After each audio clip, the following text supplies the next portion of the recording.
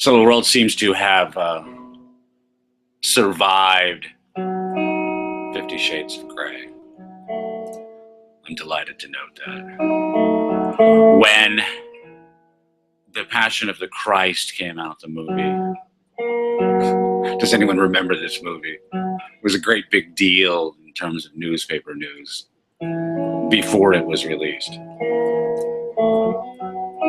It represented this, it represented that. Everything it represented was outrageously unwelcome, if not actually tragic, and portents were so ominous that the results couldn't be anything other than catastrophic. To read the news in advance of the release of The Passion of the Christ is to literally have expected some sort of Armageddon-like event. It foretold doom from all corners. And as it turned out, the movie, The Passion of the Christ, was a movie.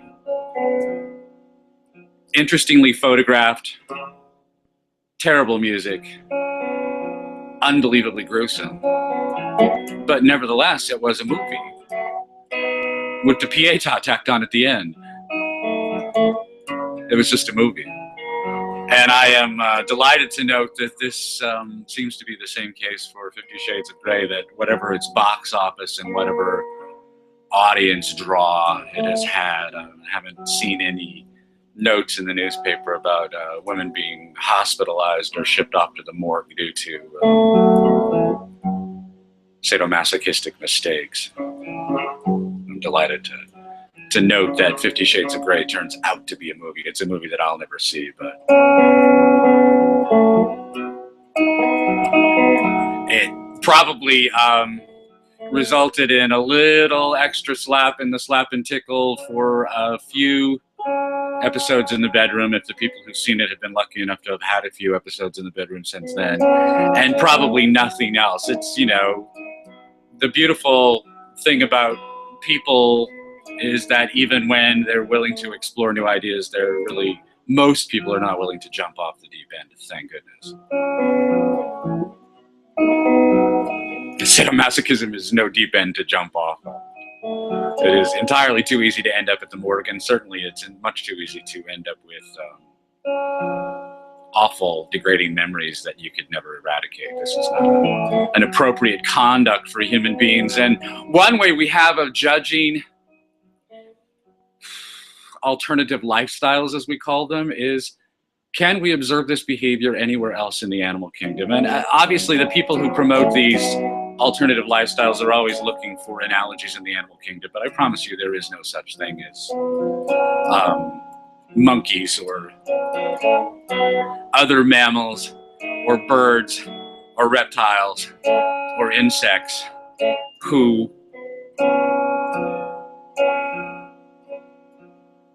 shove their appendages into each other's anuses.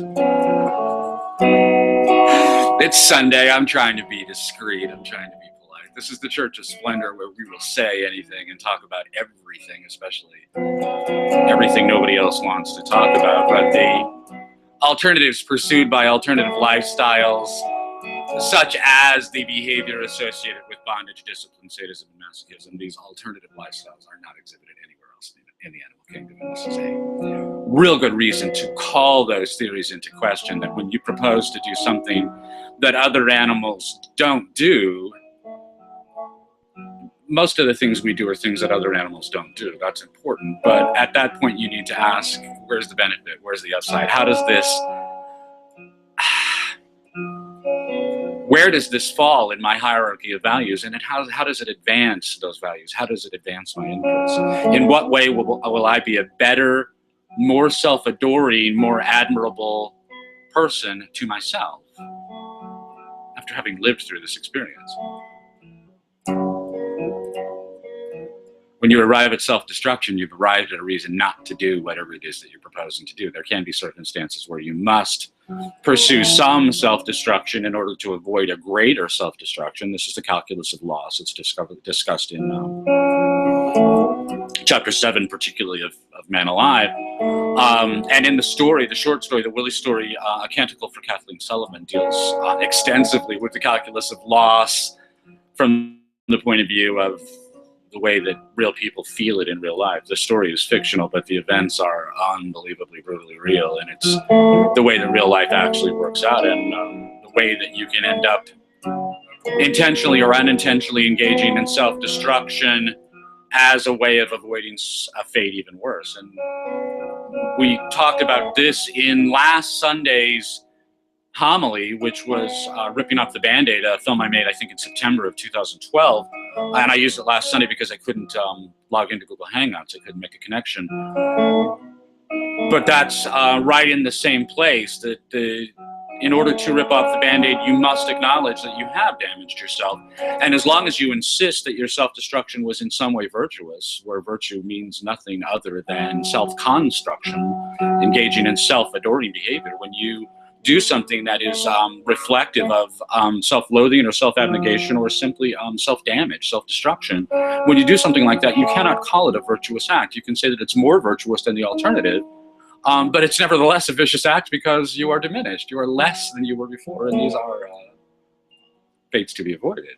This is the opposite of virtuous behavior, self-destruction. The only virtue is pursuing and achieving your values, and pursuing and failing is not vicious in and of itself, but persistently pursuing and failing will result in your starvation. And this is yet another lesson we can learn from nature, where the animals don't have the choice to think about this stuff and pursue alternative strategies. All they can do is try and succeed, try and fail ultimately anyway, with no real alternative to what they're doing.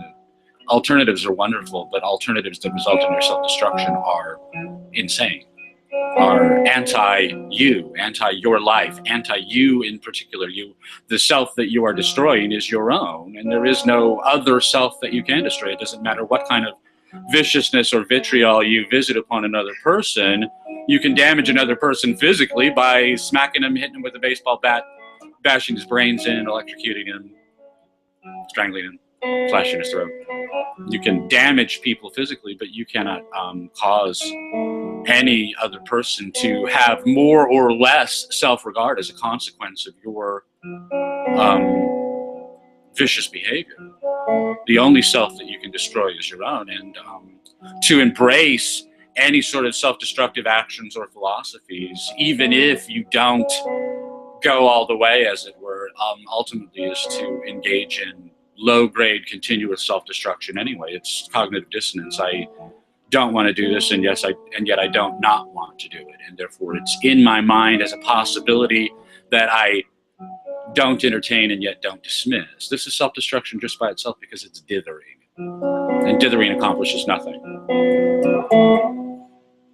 But 50 Shades of Grey is just a movie. If you saw it and you're unable to dismiss it from your mind, you need to deal with it. It's either something that really matters to you, and there is a level of dominance and submission in the bedroom that I think is wonderful. It doesn't involve violence, and it doesn't involve degradation. To the contrary, nothing but exaltation. But the man should be dominant in the bedroom. The woman should be submissive in the bedroom, not submissive in a cowering, waif-like way, but she's going to have the best time that she can possibly have when he is literally having his way with her. And this is something that she should welcome. She should welcome it as a way of getting the best that she can out of lovemaking, but she should also welcome it as undoubted, extremely, vitally important evidence of his ardor for her, his love for her.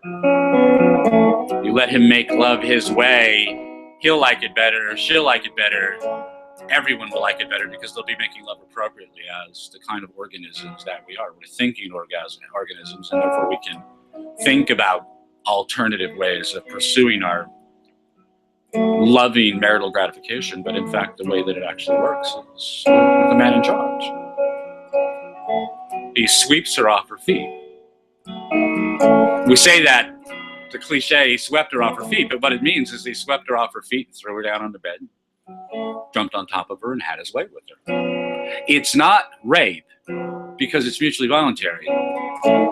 But if you saw it as a third party, if you were the peeping Tom looking in through the window, you might suspect that it was rape. Because for all the evidence that you can gather without hearing the giggling and the jokes, without hearing the delight that each of them is taking in the conduct they're engaged in, just witnessing the physical actions, you might presume that you're seeing a rape. And that's good sex. That's good loving.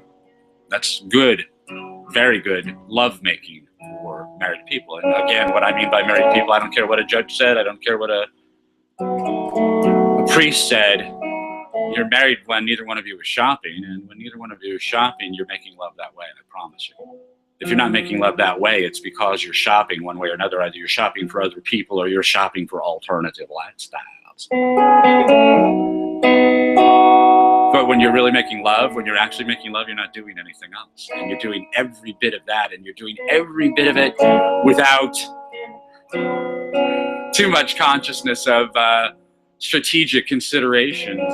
He may be more aware of his strategy than she is. I typically plan our episodes in 3 acts or 5 acts, and often we hew to that, and sometimes we're off the script, we're off the reservation, we practically fall off the bed. That's good lovemaking. That's the lovemaking you got married to make. It is. I'm proud of this. I'm really proud that our marriage is this good. It didn't start that way. It wasn't that way for the first 2/3 of it. The last third, the most recent 6 years of our marriage have been unbelievably great. And our lovemaking has always been very good. And that's why we're still together, because our lovemaking was always so good. But our usness was not so good. Mostly my fault. I'm going to say entirely my fault. There's no reason for me to put any blame on Kathleen. And to the contrary, I think that Kathleen is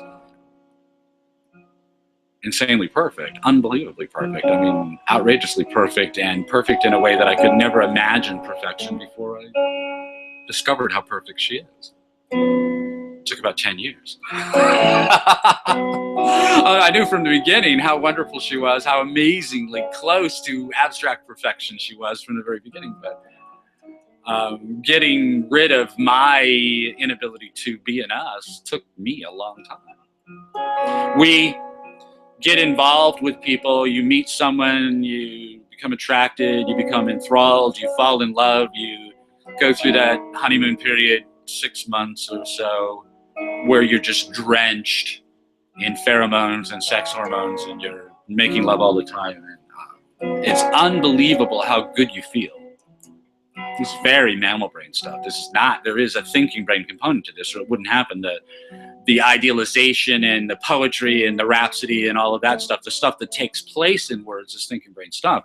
But that overwhelming emotional reaction, that's mammal brain stuff. And it's very much akin to the kind of heat behavior that we see in other mammals. We don't have estrus. Human females don't have estrus. And, or I guess kind of sort of they do, but not in the same way that other mammals do. And we're not bound by instincts to engage in this frenzied behavior, and yet there we are. When we're newly in love, we're engaged in that frenzied behavior all the time anyway. Anytime that we can make time, anytime that we can make a space. If we're all alone in an elevator, who knows what could happen? And frankly, my marriage is still that way. If we're all alone in an elevator, Kathleen knows that we're going to have fun in that elevator. If it stops, she'll get all panicky as soon as it stops, but I know we've got a good 4 to 7 seconds before those doors open. It's plenty of time to make everybody look respectable. I love this. This is Loki play, and I love lovemaking because lovemaking for me is just more Loki play. It's Loki play in my marriage, and it's kind of the very best Loki play because I get to play with my wife the way I don't get to play with anybody. One of the benefits of monogamy, this is just one of those hidden secret off-label benefits of monogamy nobody ever talks about. I see it all the time. I pay attention to couples. And I pay attention, especially I pay attention to happily married couples because I love to see the way they interact. And they all do it. They all do it just like we do. It's the very best friendship you can have. The right marriage, a marriage that's working, is the very best friendship you can have. And the way that friendship is expressed is with all kinds of kind of secret play that's going on with this couple when they're out in the world, wherever they are. I play that way all the time, whether it's joking or touching or something more intimate if the circumstances allow. But when you're first in love, you're doing that. Everybody is in love that way and is playing grab ass every which way they can. And there's nothing wrong with that. I love it. I think I love to see that. I love everything about humanity. I love everything about what we are as things. And so I like to see these kind of common scenarios in the way that human life is executed. I talk all the time about this is the way the world works. This is the way real life works. This is the way human life works. Well, I study the way real life works by watching people go through these things. And we all go through these things. We go through them uniquely and differently, and yet they're all essentially the same things, and we go through them in the same way, and we have very much the same experiences. We can share these. I can talk about this as if I was in the back seat of the car while you were crowding the front seat trying to smooch that girl while you were driving at the same time, and tuning the radio and hoping your friends see you and your parents don't. All that stuff going on all at the same time. How do I know that happened for you? Because it happened for me. It happened for everybody. This is the way the world works. Everybody falls in love that way. The happy couples stay in love that way. And the difference is the difference between romantic love and storgic love. And I've been talking about storgic love for a year at the Church of Splendor. I'm talking about it longer than that. Storge is a Greek word. Storge is the way you really pronounce it. It's a Greek word. And it refers to the enduring love of families. The enduring love of families. And what enduring love means is love that endures when a weaker relationship might fail.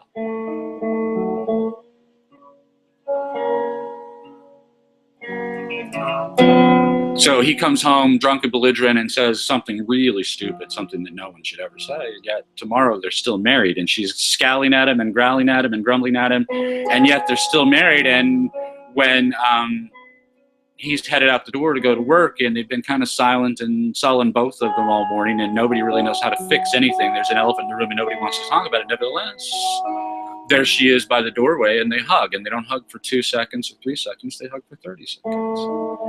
This is poetry, by the way. We talked about this last spring, that poetry is demonstration, poetry is display behavior. If it comes in the form of words, nevertheless, it's the display that matters.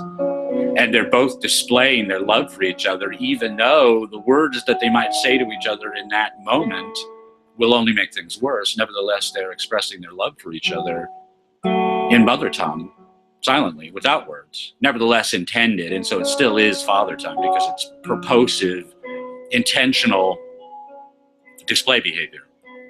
It's affected display behavior. It's not genuine, but it is intended. That she walked over there intending to hug him and intending to hug him for a long time.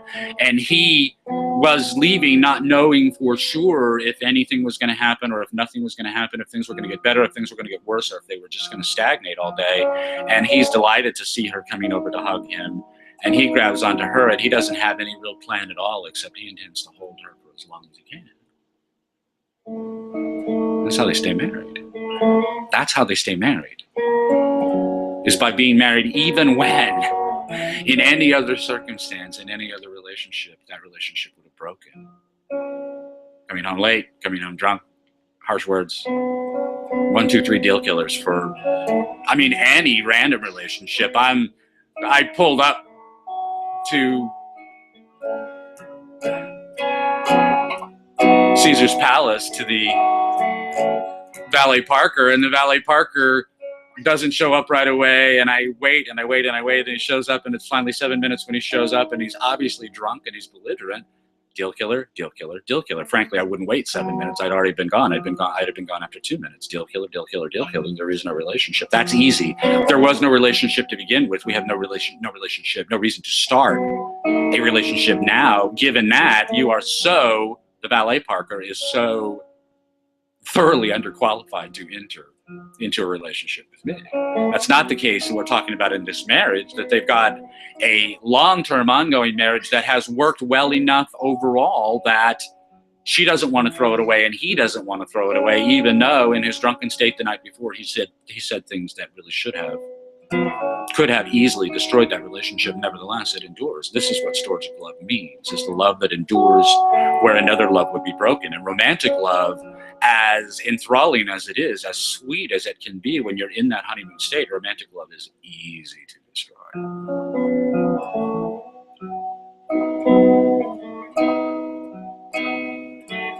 Romances are fragile like soap bubbles. Most of them. They're gone just like that. And the romances that turn into something more, turn into that something more one of two ways, either for thoughtless reasons that will result ultimately in the relationship's destruction, or by means of storgic love, by means of the two people in that couple becoming an us to each other. An us is the thing that they're working to sustain, even when it seems as if the other party is working very hard to destroy that us. Nevertheless, one or both parties will work to sustain that us through the trouble that they're going through in order to maintain the relationship. This is enduring love. This is the love that endures. You pursue romance for your own benefit, for your own delight in the way that you feel when you're in romantic love. You pursue storge for the us, for the sake of that us, for the sake of that group that you formed between the two of you, that there was me and there was you, and now there are we. And we are more important to each of us than each one of us is to him or herself. That my relationship with Kathleen is much more important to me, to my identity as a self, than blowing her off and sending her on her way, maybe to go out there and pursue all of those pretty young women, or fewer and fewer pretty young women every year, it seems, but all those pretty women of all ages, because the beautiful thing about being 55 is that everybody 50 and younger looks great to me. My wife looks great to me. She's older than me. A whole lot of women her age look really good to me. Like one of the few benefits of aging that I can name is that the pool of women that I'm willing to look at lustfully increases every passing year. But nevertheless, I'm not interested in any of those women, and I'm not interested in them in the abstract, in the kind of shopping way that most men and most women are constantly looking at other people and supposing that their life would be dramatically, radically, instantaneously, and marvelously better if they dumped whoever they're with and suddenly got with that person, and that would be an instantaneous relationship where the past 10 years would already be in place, blah, blah, blah. It's so stupid. It's unbelievably stupid. That trading a car is easy. Trading a spouse is virtually impossible. That as much as you might want to bitch about the spouse that you have now, trading that spouse in for another, virtually impossible, probably will not happen. If it does, your circumstances are almost certain to be worse 5 years from now than they are right now. The marriage that you have going now is the best marriage that you are likely to have. It's not necessarily the case. This is my second marriage. This is the best marriage I could ever possibly have. Maybe the best marriage that's ever been had in human history. Certainly it feels that way to me. But the odds against that are huge, and the odds of never marrying again are enormous, and the odds of marrying very disappointingly a second or a third or a fourth or a fifth time, those odds are exceptionally large. The marriage you have now is the one that you should be worried about, the one that you should be thinking about, the one that you should be committed to. The us that you're in is the one that you should be talking about. The we that you formed is the one that you should be rebuilding and maintaining all the time. Anything that you do to destroy that, unless you are in a situation where you really have a genuine, insuperable deal killer in that relationship, that it's almost certain to be the case that you will do better by making a true storgic romance of the marriage that you have now, rather than trying to find a new romance with or without storgic love somewhere else. But you pursue romance for you, you pursue storgic love for that us, for the way of the us, the way of the us that you set in your conversations and in your day-to-day behavior. That is the way of us in your marriage. It becomes very familiar, it becomes very comfortable, it becomes home.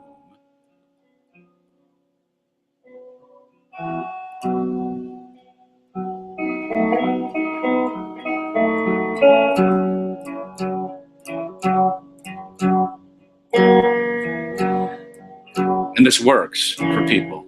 where nothing else does. The single life has its attractions. There are some people who do it better than others. Serial marriage is a disaster.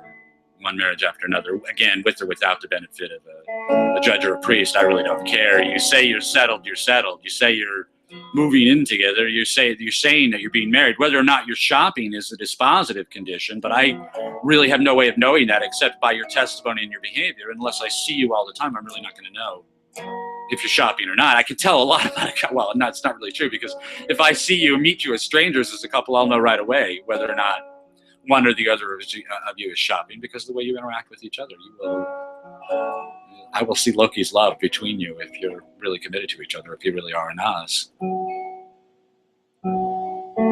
But that love, that storgic love, romantic love, is goaded by your hormones, your pheromones, by your reptilian and mammalian impulses, as well as all of the romantic literature and romantic movies and romantic songs that you've imbibed over your life. But storgic love, the enduring love of families, is the mutual expression of affection over time. It's your time together that creates that storgic love that makes an us of you. It's the contact and the time together, the shared goals, the shared efforts, the shared experience of adversity, the shared triumph over that adversity, the shared reconciliation to your inability to run that Ironman triathlon together or whatever, but doing it together. It is affection over time. It is shared experience over time. Success and failure matter a whole lot less than the doing it together and being mutually committed to a common goal. This is what creates that storgic love between you and your spouse, and also between you, your spouse, and any children that you may have, between you and your parents, between your spouse and your parents. My mother loved my wife. My mother loved Kathleen, I think, way more than she loved me. And if that's the case, I would argue that she was correct to do so, because Kathleen is much more lovable than I am, far more lovable than I am. But my mother loved Kathleen storgically, and they had a wonderful, beautiful relationship. And I'm very glad for that. I'm very proud of both of them for that. And two women I love best in the world loving each other. That was very good for me, too. It's made an us of us. Hard to do, because I am very far from being the us type, but Kathleen was the bridge, really kind of made an us between me and my mother. I always got along well with my mother, but I'm good at keeping people at a distance, and I was closer to my mother when she died because I was so much closer to my wife. My wife made me closer to everybody.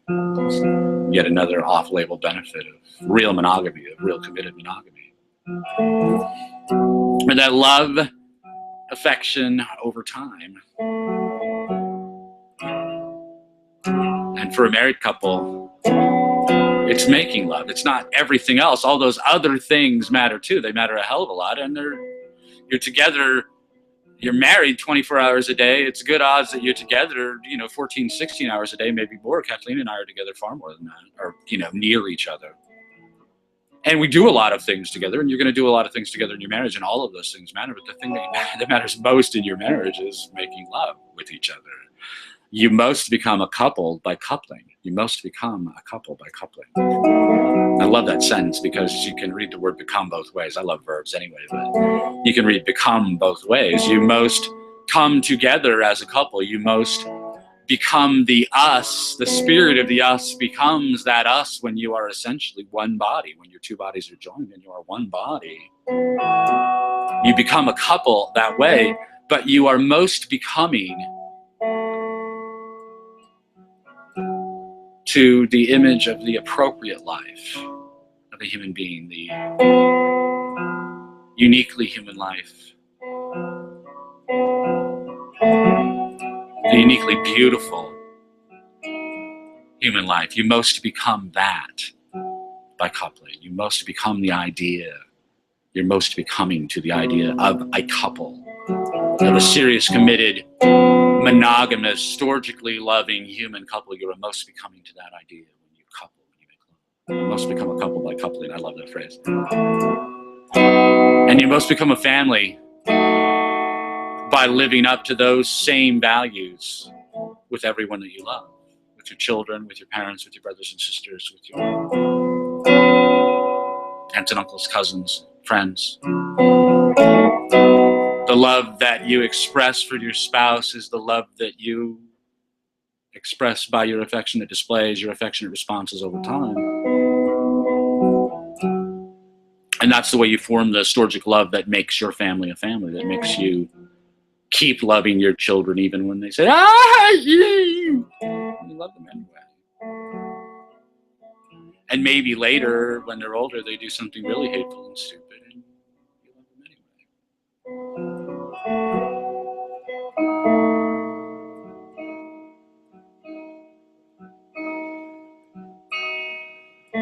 Because you pursue friendship, affiliation,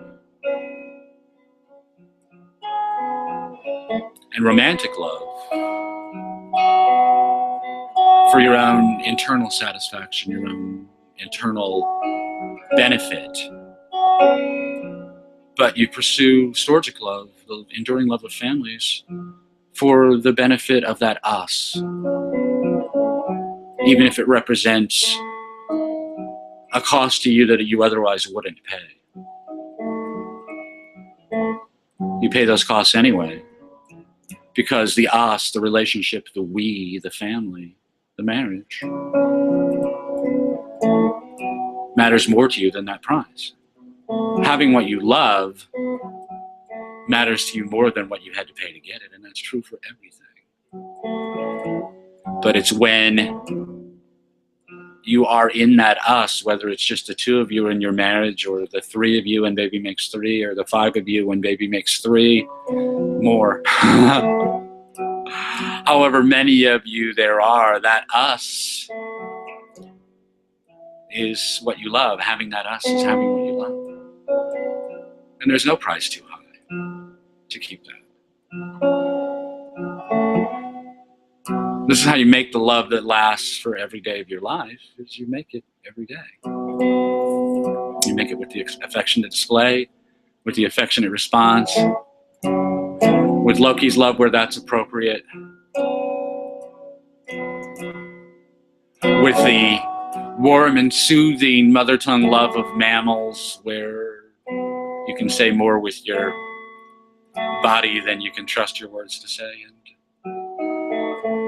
with the poetry of real words, when you can express your commitment in a way that endures as an expression.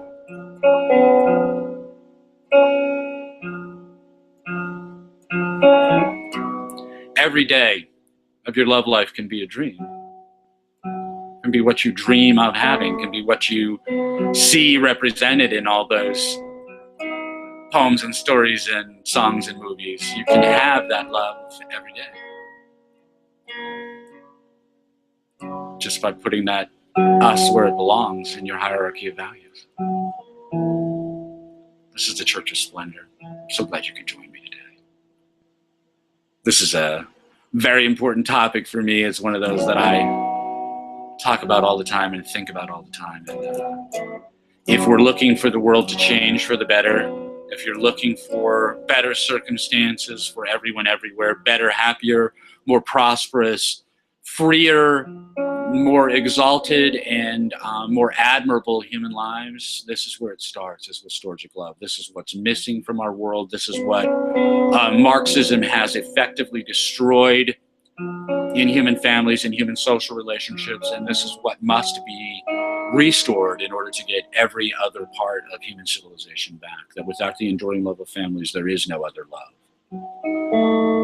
There are no other values. And ultimately, there is no civilization. This is where civilization begins, is with a man and a wife. You must become a couple by coupling.